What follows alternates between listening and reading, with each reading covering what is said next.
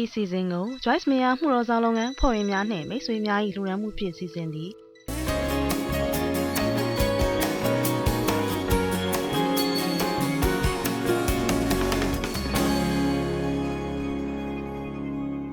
ထိုနေ့၌ကသခင်ကျွန်ုပ်တို့သည်ကိုရော့ခွင့်နှင့်ဆုံးမဩဝါဒပေးပါပြီမဟုတ်လောကိုရော့ခွင့်နှင့်နတ်ဆိုးတို့ကိုနှင်ထုတ်ပါပြီမဟုတ်လောကိုရော့ခွင့်နှင့်များစွာသောတကူတို့ကိုပြပါပြီမဟုတ်လော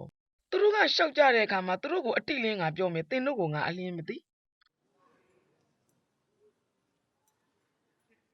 သင်ဟာသင်ဘုရားကျောင်းမှာတက်တဲ့လူစင်းနဲ့ကောင်းသောအကျင့်တွေပေါ်မှာပုံမမီကိုသင်ဘူးဒါပေမဲ့သင်တို့ကိုငါအလင်းမသိတကယ်ဝမ်းနည်းစရာပဲကျမတို့ရဲ့ဒီနေ့ပြဿနာကအသိတရားတော့ရှိတယ်ပညာတော့နည်းနည်းပဲရှိတယ်မိမ့်မဲမှုတွေကဒီကမ္ဘာပေါ်မှာဆက်လက်ဖြစ်ပွားနေတာတကယ်အံ့ဩစရာပဲတက္ကရာ2000နှစ်ထဲမှာ 86.6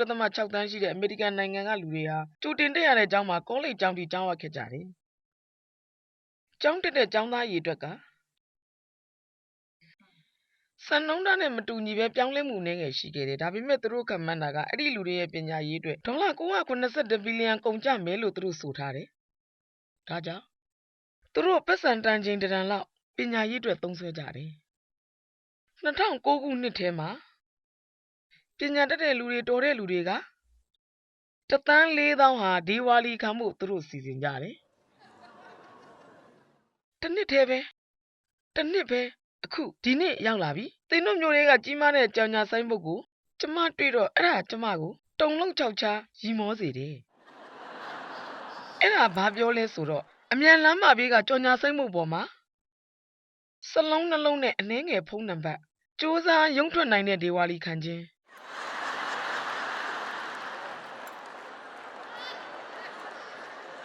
ကျမဆိုလိုတာအဲ့ဒီညာကတုံလုံးချောက်ချာစရာမကောင်းဘူးလားစူးစမ်းရုံထွက်နိုင်တဲ့ဒီဝါလီခံခြင်းနောက်ထပ်သင်ရှင်းပေးစရာဗီဒီယိုတွေကတစ်ခုကိုတော့စူးစမ်းအထုတ်ပေးရမယ်ကောင်းသောညပါသူတို့ကသင်ဒေဝါလီခံမှုစီစဉ်ဖို့သင်ကိုငွေထုတ်ချေးကောင်းထုတ်ချေးလိမ့်မယ်သင်ဒေဝါလီခံမှုစီစဉ်တာနဲ့အကျွေးတွေမရှိတော့ဘူးသင်မှာအကျွေးတစ်တွေရှိလာပြီဘာဖြစ်လို့လဲဆိုတော့အကျွေးတွေကရုံတက်ဖို့ပတ်စံတချို့ချေးယူခဲ့လို့ပဲ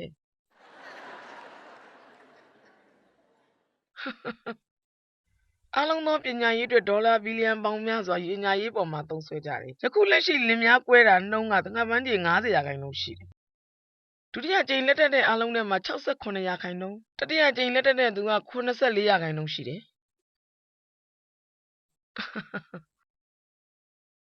ကျမစန့်ကျင်ဘက်မပြောချင်ဘူးသင်က3ကြိမ်လောက်လက်ထပ်ခဲ့ဘူးပြီးတဲ့သူကိုလက်ထပ်မယ်ဆိုရင်အလုံးမဖြစ်ဘူးလို့ကျမမပြောလို့ဘူးသင်တို့နောက်ထပ်ကြိမ်ဆူတောင်းကြည့်အောင်မယ်နောက်တစ်ကြိမ်ဆူတောင်းကြည့်အောင်လေးပဲဟောယေရှုကျမတို့ကသိပညာတန်လွန်းနေတယ်ဒါပေမဲ့အမှုခင်းကတော့တိုးလာတယ်ကြောက်ရွံ့မှုတွေပိုတိုးလာတယ်စီးပွားရေးတွေပိုကျဆင်းလာတယ်လုံးလက်မဲ့နှုန်းကပိုများလာတယ်စိတ်ဖိစီးမှုကိုထိန်းချုပ်ပေးဖို့ဒေါ်လာများစွာအလုပ်ဖြစ်နေတယ်ဒီကနေ့အရာရာကိုသိခြင်းကကျမတို့ရဲ့လက်ပွေလက်ထိပ်မှာပဲရှိတယ်အင်တာနက်ကအရာခတ်သိမ်းရဲ့အကြောင်းအရာကိုသိဖို့ချက်ချင်းဆက်သွယ်ပေးတယ်ကမ္ဘာကြီးရဲ့အခြေအနေကတော့အလျင်အမြန်ကျဆင်းနေတယ်ကျမတို့ကမ္ဘာကြီးပုံစံကမလဲပတ်တော့သလိုချုပ်ရိုးချောင်းပေါ်လာပြီးတစ်ဖက်တစ်ချက်ပုံစံမျိုးဖြစ်နေတယ်အဲ့ဒီအရာဘာကြောင့်ဖြစ်ရတယ်လဲသိလားဘာကြောင့်လဲဆိုတော့အာဏာရှိသူတွေကဖျားကိုဖယ်ရှားခြင်းလို့ပဲဖြစ်တယ်ဖျားကိုသူတို့ဖယ်ရှားခြင်းလို့ဖြစ်တယ်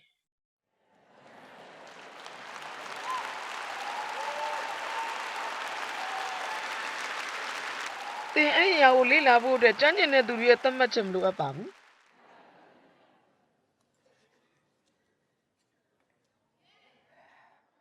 အဲ့ဒီအရာကမှန်နေတယ်သူတို့တွေမရဘူးဖျားကိုသိချင်းမရဘူးဒေါသထွက်မဲ့အစားသင်ယုံနိုင်သလားကဲငါတော့မယုံကဲသင်ကိုယုံရဲ့လားကျမတို့ကအဲ့ဒီလူတွေဖွင့်ပြခြင်းခံရဖို့ဆုတောင်းဖို့လိုနေပြီရိုးသားစွာပြောမယ်သူတို့တွေအဲ့ဒါကိုမရဘူးအဲ့ဒါကိုတကယ်မရပါဘူးသင်သိလားကျမတို့ဒီမှာထိုင်ပြီးပြောနိုင်တယ်ကျွန်တော်ဖျားရှင်ကိုသိတယ်ဆိုတာဘလောက်အံ့ဩဖို့ကောင်းလဲယေရှုဖျား ယေရှု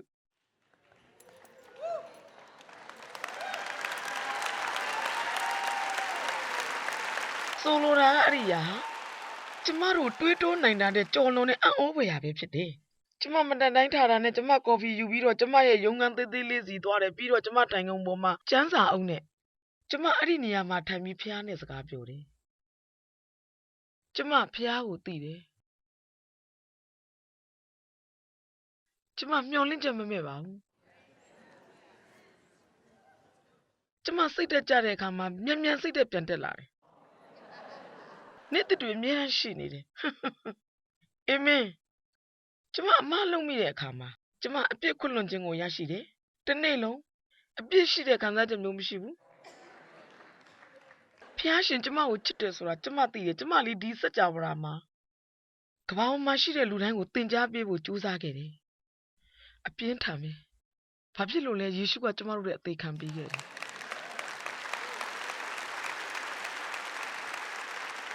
လူတွေအတွက်ဉာဏ်ပညာနဲ့ဖွင့်ပြခြင်းဝိညာဉ်ရဖို့စတင်ပြီးဆုတောင်းကြပါ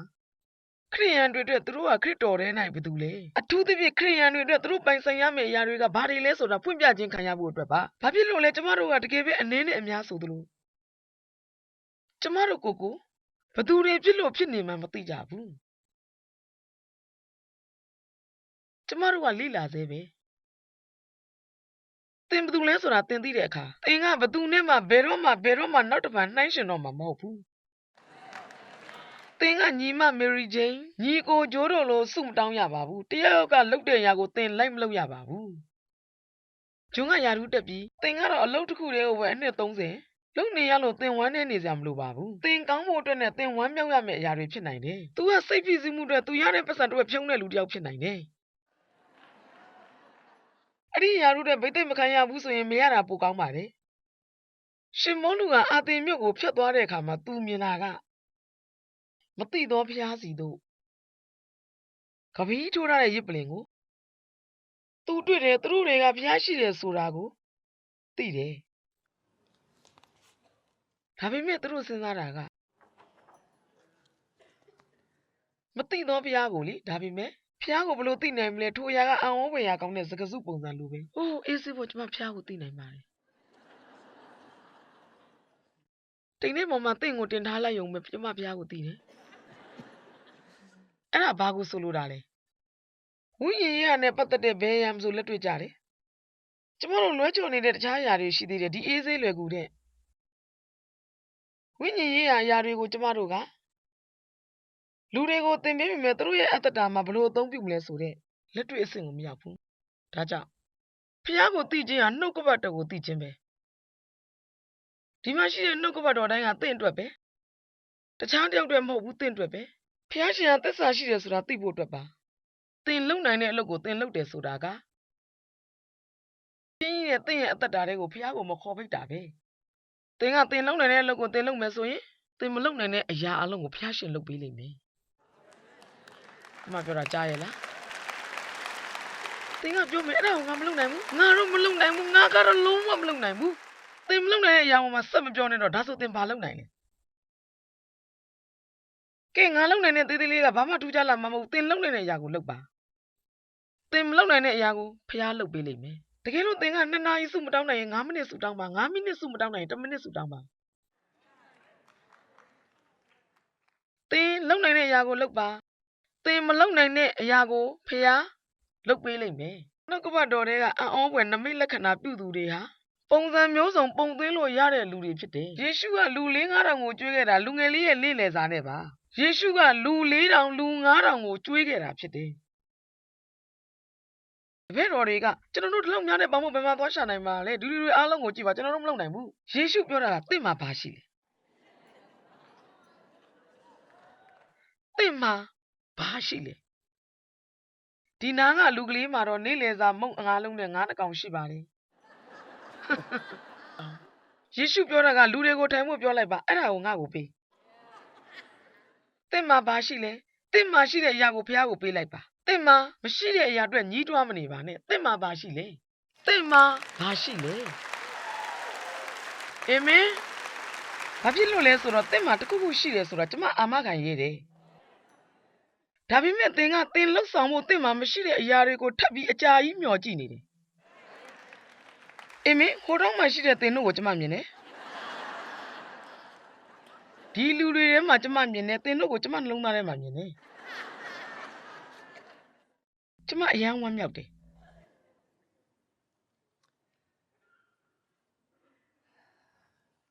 ဖျားရှင်ခေါ်တဲ့အသက်တာကဘလို့အသက်တာမျိုးလဲကျမတို့ခရစ်တော်ထဲမှာရှိရဆိုတာဘာကိုဆိုလိုတာလဲအေဖက်ခန်းကြီး1ငယ်3မှာကောင်းကြီးမင်္ဂလာအားလုံးကိုပြောထားတယ်ကောင်းကင်နိုင်ငံကခရစ်တော်ထဲမှာရှိတဲ့ဝိညာဉ်ရေးနဲ့ပတ်သက်တဲ့ကောင်းကြီးမင်္ဂလာဟာကျမတို့အတွက်ပဲဒါကြောင့်မို့လို့ကျမတို့ရဲ့ကောင်းကြီးမင်္ဂလာကိုစူးစမ်းရယူမယ်လို့သင်ပြောဖို့မလိုဘူးကောင်းကြီးမင်္ဂလာသင်အတွက်ပဲကျမမှာကောင်းကြီးရှိတယ်ခရစ်တော်ထဲမှာအာမင်အခုဖိလိမ္မောန်ခန်းကြီး1ငယ်6သင်တို့ကြည့်စေခြင်းနဲ့သင်အသက်တာပြောင်းလဲနိုင်မယ်လို့ထင်လို့ကျမတခုကိုဝင်ငှကျင်ပါတယ်ဖိလိမ္မောန်ခန်းကြီး1ငယ်6အဲ့ဒါကိုကြည့်ပါဆူတောင်းသောအချက်ဟူမူကားဒီဆူတောင်းချက်ကရှင်ပေါလုနောက်တစ်ကြိမ်မိန့်ဆိုတာဖြစ်တယ်သင်သည်ယုံကြည်ခြင်းကိုဆက်ဆံသောအရှိန်ကြီး၍သူတစ်ပါးတို့သည်ကောင်းသောအရာရှိသမျှကိုဝန်ခံမိအကြောင်းရှင်ပေါလုကကျမတို့လှုပ်ဆောင်နေတဲ့အရာတစ်ခုလုံးကိုပြောနေတယ်ကျမတို့ရဲ့ယုံကြည်ခြင်းအလုံးယုံကြည်ခြင်းကတစ်ခုခုဖြစ်လာဖို့ဖြစ်တယ်ဟုတ်တယ်မဟုတ်လားမှန်တယ်နော်ရှင်ပေါလုပြောတာကဆူတောင်းသောအချက်ဟူမူကားတိမှတ်ဆွဲလန်းမှုတိုးတက်ခြင်းအသိပြုဝန်ခံခြင်းနဲ့နားလည်ခြင်းရှင်းလင်းစွာသိမြင်နိုင်ခြင်းဒီအရာတွေအလုံးဟာအသီးသီးလာမယ်ဖွင့်ပြခြင်းကြောင့်ပြောနေတဲ့ယေရှုခရစ်တော်သူ့ရဲ့ဖုန်းတော်ထဲမှာရှိတဲ့ကျမတို့ရဲ့သတ်မှတ်ထားရှိတဲ့ကောင်းသောအရာရှိသမျှအားလုံးအသီးသီးလာမယ်ဖခင်ရဲ့ဖုန်းတော်ရလာမယ်ရှင်ပေါလုပြောတာကသင်တို့ကိုထိုအရာတွေရစေခြင်းနဲ့ဖခင်နဲ့သဘောတူညီမှုရစေခြင်းနဲ့သင်ထဲမှာရှိတဲ့ကောင်းသောအရာရှိသမျှကိုသိမှတ်ဝန်ခံစေခြင်းနဲ့ကျမတို့ရဲ့အပြစ်ကိုသိမှတ်ဝန်ခံတာတကယ်ကောင်းပါတယ်အဲ့ဒီအရာကမပြည့်စုံဘူး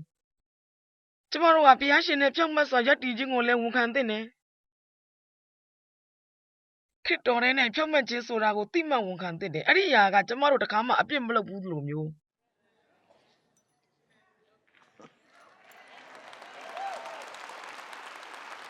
ကျမတို့ကဘုရားရှင်ကိုသိကျွမ်းဖို့အသွေးတော်နဲ့ရွေးဝယ်ထားတဲ့လုပ်ပိုင်ခွင့်နဲ့ကျမတို့ကိုညှင်းပယ်မှာမဟုတ်ဘူးဆိုတာသိမှတ်ဝန်ခံသင့်တယ်ခရစ်တော်ထဲ၌ရှိတဲ့ကျမတို့ရဲ့ထိုတကိုးကိုဆွဲလန်းနေသင့်တယ်ခရစ်တော်၌သင်ရဲ့ရှိတဲ့အရာတွေကိုဖခင်ရဲ့နှုတ်ကပတ်တော်ပြောထုတ်ဝန်ခံလိုက်ခြင်းဟာတကူကြီးဆုံးတွေကအရာတစ်ခုဖြစ်တယ်ဆိုတာသင်လောက်ဆောင်မှုသင်ယူနိုင်ပါတယ်အဲ့ဒါကကျမအသက်တာအလွတ်အလွန်ပြောင်းလဲသွားစေခဲ့တယ်တကယ်ပါသင်ကကျမပြုလုပ်တဲ့ကျမ်းစာသင်တန်းတိုင်းကို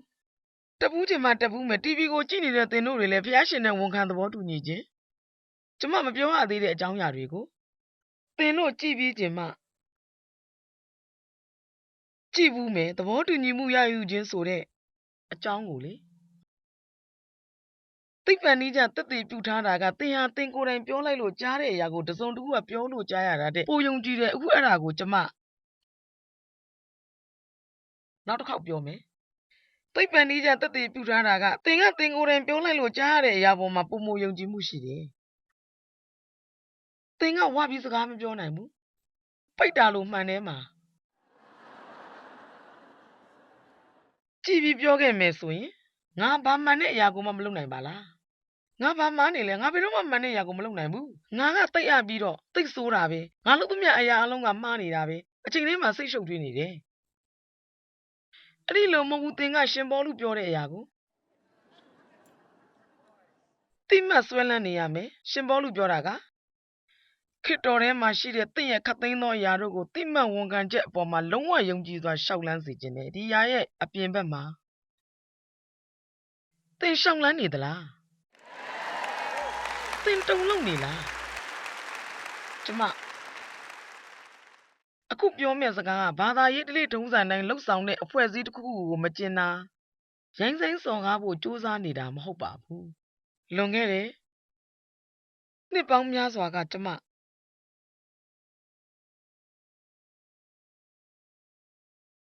ဖွဲ့စည်းတစ်ခုမှာပါဝင်ခဲ့ဘူးတဲ့ကောင်းတဲ့အရာကောင်းတဲ့အရာကောင်းတဲ့အရာများကြီးကိုအဲ့ဒီနေရာမှာအကြာကြီးသင်ယူခဲ့ပေမဲ့ကျမတယောက်အတွက်တော့ကျမလိုအပ်ချက်တွေကိုမရခဲ့ပါဘူးကျမဘာရသလဲဆိုရင်ကောင်းကင်သွားဖို့ဒါပေမဲ့ကျမတို့ရဲ့နေ့စဉ်သက်တာမှာအောင်မြင်မှုလိုအပ်တဲ့အရာတွေကို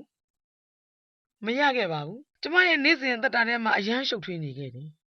ကျမဖခင်ရဲ့အတင်းဓမ္မပြုကြည့်ခြင်းကိုနှစ်ပေါင်းများစွာခံခဲ့ရတာတွေဒါတွေကကြောက်ခမန်းလေးတွေရှုပ်ထွေးမှုပါအပတ်တိုင်း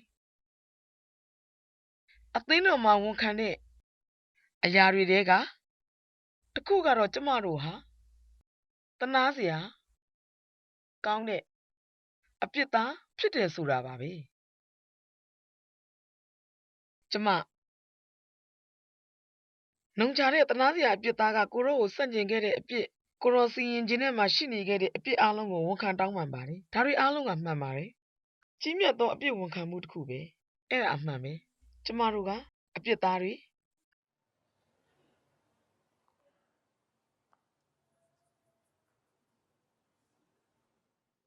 ဒီတဲ့ပိုတဲ့အရာတွေရှိတယ်ဒီမှာပဲရက်တက်လိုက်ရင်ပုံမြင်ကပြီးသွားမှာမဟုတ်ဘူးကျမကခရစ်တော်မရှိရင်တနာစရာအပြစ်သားနဲ့သေဖို့ငရဲသွားဖို့စီရင်ခြင်းကထိုက်တန်တဲ့အပြစ်သားဖြစ်ပေမဲ့ခရစ်တော်ထဲ၌ရှိလို့အပြစ်လွတ်တယ်ဖျားရှင်ကိုကျေးဇူးတင်တယ်လို့ကျမတို့ပြောမယ်ဆိုရင်အဲ့ဒါပိုကောင်းမယ်အခုခရစ်တော်ထဲ၌ဖျားရှင်ရဲ့ဖြောင့်မတ်ခြင်းခံရလို့သူ့ထဲမှာဖြောင့်မတ်တော်သူဖြစ်တယ်ဖျားရှင်ကကျမကိုဘယ်အခြေအနေမျိုးမှမဆိုချစ်တယ်သူ့ရဲ့တကိုးတော်ကကျမထဲမှာရှိပြီးကျမအတွက်ဖြစ်တယ်ခရစ်တော်ထဲ၌ကြီးမြတ်တဲ့အမွေရှိတယ်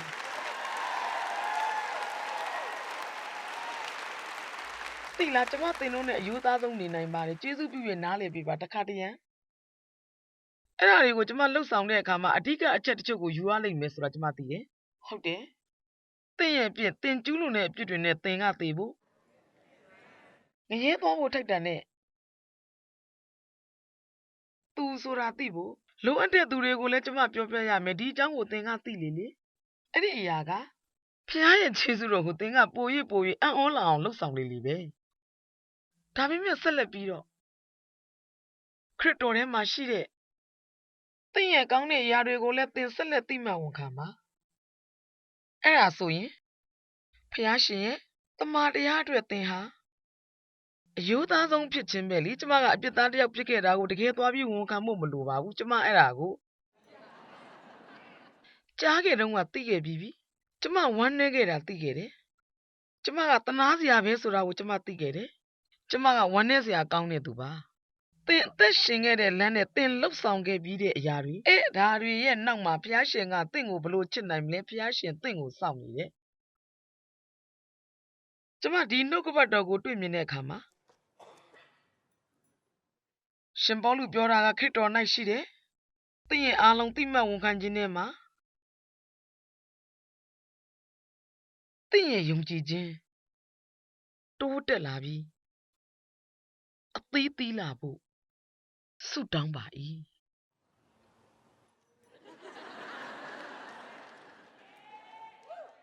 ကျမရဲ့ဖခင်ကျမတို့ကမှန်ကန်တဲ့အရာတွေနဲ့ပါးစပ်ကိုဖွင့်ရမယ်အာမင်သင်ကအဝလွန်နေတဲ့အကျွေးရှိကောင်းရှိမယ်ဘာဖြစ်ဖြစ်ဆိုပါစို့သင်မှန်ထဲမှာ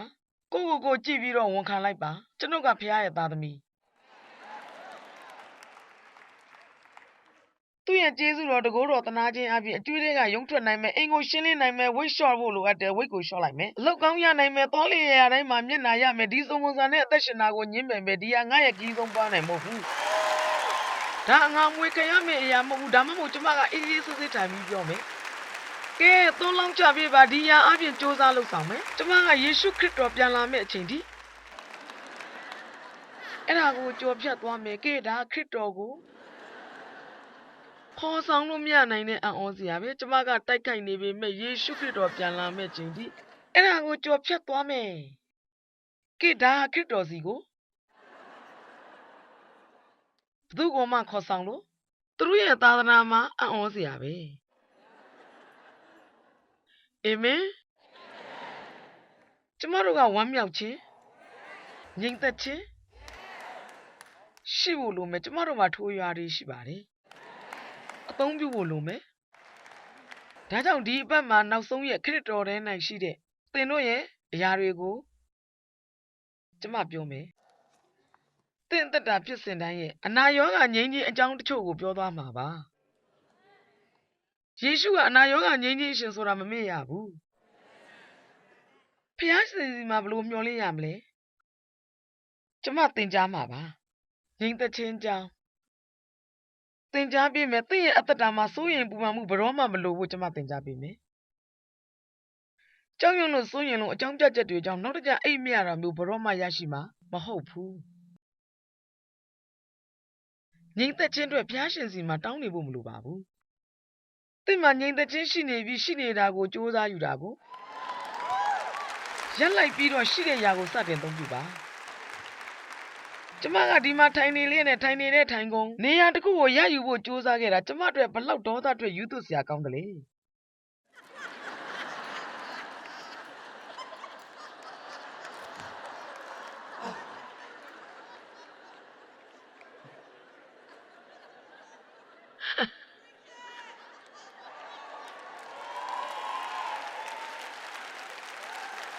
ဒီမှာကျမကိုအဆုံးသတ်ခွင့်ပေးပါ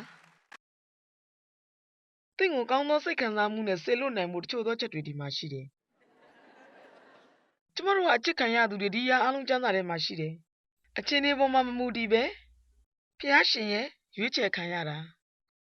သူ့ရဲ့ကိုယ်ပိုင်သားသမီးအနေနဲ့မွေးစားခံရတာပါကျမတို့ကရွေးနှုတ်ခံရသူတွေကျမတို့ကအပြစ်နဲ့အပြစ်ရဲ့ချုပ်နှောင်မှုအောက်မှာလွတ်မြောက်ပြီးဖျားရှင်ရဲ့မျက်နှာသာပေးခြင်းကရုဏာကိုခံစားရပြီကျမတို့ကဖျားရဲ့အမွေစားသူ့ရဲ့အမွေခံဝေစားမြစားကျမတို့ကခရစ်တော်နဲ့အတူအမွေတော်ကိုမျှဝေခံစားရတဲ့သူပါဖျားရှင်ကကျမတို့ကောင်းဖို့လှုပ်ဆောင်ပေးနေတယ်ရန်သူကအန္တရာယ်ပေးဖို့ဖျားကကောင်းဖို့အတွက်ရည်ရွယ်ပါတယ်ယောမငါပြောတာကကျမတို့အခုဖြောင့်မတ်ပြီးဖျားနဲ့ဖြောင့်မတ်စွာယက်တည်နေပြီးယောမအခန်းကြီးကအငယ်9မှာပြောတာကကျမတို့ဖျားနဲ့ဖြောင့်မတ်ပြီးဖျားရှင်နဲ့ပြန်လည်သင့်မြတ်ပြီးအတူရှိတယ်နှစ်ကော9မှာပြောတာကကျမတို့ဟာခရစ်တော်၌အသက်ပြုပြင်သောတရားဝါဖြစ်၍ကောင်းသောအရာတို့သည်ပြောင်းလဲ၍ခတ်သိမ်းသောအရာတို့သည်အသက်ဖြစ်ကြ၏ယောမ8မှာခရစ်တော်ထဲ၌ရှိသောသူတို့၌အပြစ်စီရင်ခြင်းမရှိနိုင်ရာအဲ့ဒီလိုပြောတယ်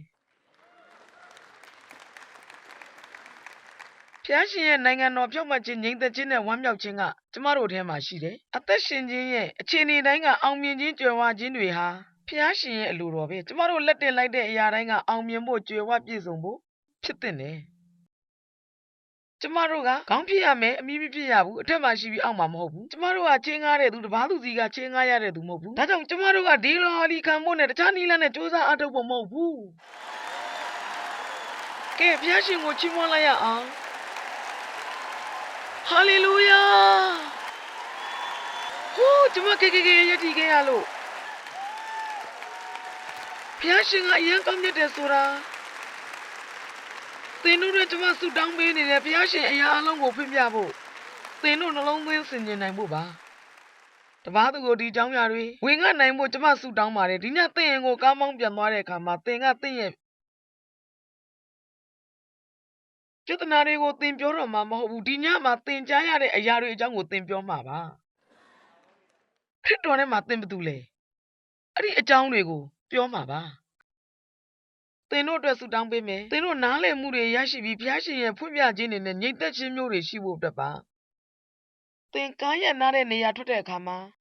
စိတ်ရှည်သီးခံစွာစောက်စားတတ်ဖို့ကျမဆုတောင်းပါတယ်တခြားသူကိုကိုယ့်ရဲ့ဦးစားပေးသွားခွင့်ပြုတဲ့အိုးဘုရားရှင်ချစ်ချင်းမေတ္တာထဲမှာရှောက်လန်းပါတော့မယ်ယေရှုနာမနဲ့ကောင်းကြီးပေးပါတယ်ကောင်းသောညချမ်းပါ